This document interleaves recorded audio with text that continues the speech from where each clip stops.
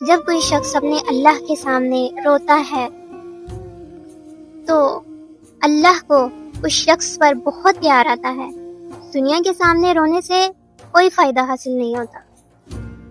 تھوڑی دیر لوگ آپ کی بات سنتے ہیں لیکن پھر وہ اپنی زندگی میں مصروف ہو جاتے ہیں، کسی کو کسی کی پرواہ نہیں ہوتی۔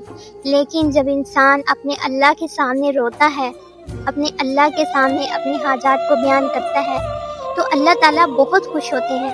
اللہ پاک تو یہ کہتے ہیں کہ تم مجھ سے مانگو میں تجھے دوں گا، اور دنیا والے کیا کہتے ہیں؟ دنیا والوں سے تو آپ مانگے وہ الٹا آپ سے ناراض ہو جائیں گے، لیکن اللہ تعالیٰ کیا فرما رہے ہیں کہ مجھ سے مانگ، تم مجھ سے مانگ میں تجھے دوں گا۔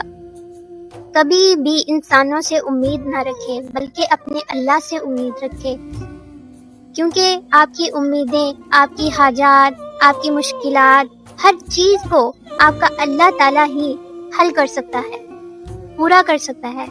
جو شخص دنیا والوں سے امید لگاتا ہے وہ ٹوٹ کر رہ جاتا ہے، لیکن جو اللہ سے امید لگاتا ہے وہ نکھر جاتا ہے۔